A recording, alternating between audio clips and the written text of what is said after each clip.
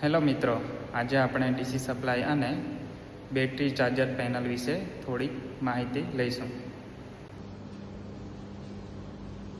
મિત્રો, આ એક બેટરી ચાર્જર પેનલ છે જે સબસ્ટેશનની અંદર લગાવેલું હોય છે. જ્યારે તમે સબસ્ટેશનની અંદર આવો ત્યારે તમને એક બેટરી રૂમ દેખાશે અને તેની અંદર બેટરીના સેલ લગાવેલા હોય છે અને બહાર આવી રીતે એક બેટરી ચાર્જર પેનલ હોય છે. અહીંયા તમે જોઈ શકો છો 110 વોલ્ટની બેટરી ચાર્જર પેનલ અહીંયા લગાવેલી છે. અને આ એક બેટરી ચાર્જર પેનલ ઇન્ડસ્ટ્રીયલની અંદર પણ હોય છે, પણ આપણે સબસ્ટેશનની અંદર આજે જોઈશું. આવી રીતે બેટરી સેલ મૂકેલા હોય છે અને સબસ્ટેશનની અંદર 55 જેટલા સેલ હોય છે અને દરેક સેલ મિનિમમ 2 વોલ્ટનો હોય છે અને દરેક સેલને સિરીઝ કનેક્શન આપીને 110 વોલ્ટ જેટલા ડીસી સપ્લાય જનરેટ કરવામાં આવે છે અને 11 કેવી ફીડરની અંદર પહોંચાડવામાં આવે છે. એ પછી આપણે 110 વોલ્ટ જેટલા ડીસી સપ્લાય પેનલની અંદર આપીને પેનલને ઓપરેટ કરવામાં આવે છે. તો મિત્રો, સબસ્ટેશનની અંદર આવી પેનલ લગાવેલી હોય છે.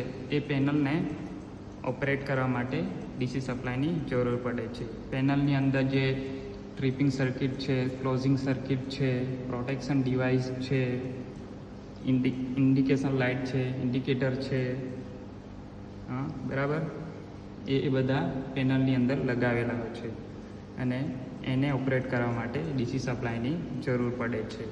અને આ ડીસી સપ્લાયને ચાર્જ કરવા માટે બેટરી ચાર્જર પેનલનો ઉપયોગ કરવામાં આવે છે. તમને અહીંયા સવાલ થતો હશે કે એસી સપ્લાયથી કેમ ના ઓપરેટ કરી શકાય? એસી સપ્લાયથી પણ ઓપરેટ કરી શકાય, પણ સબસ્ટેશનની અંદર ડીસી સપ્લાયથી જ ઓપરેટ કરવામાં આવે છે પેનલને.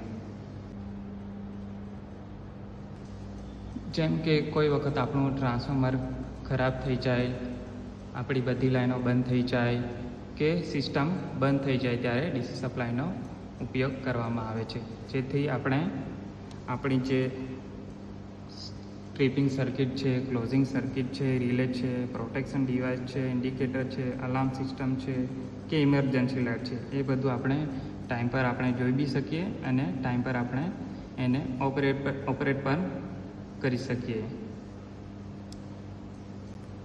જેથી કરીને આપણે પેનલને એ ટાઈમ પર આસાનીથી ઓપરેટ કરી શકીએ.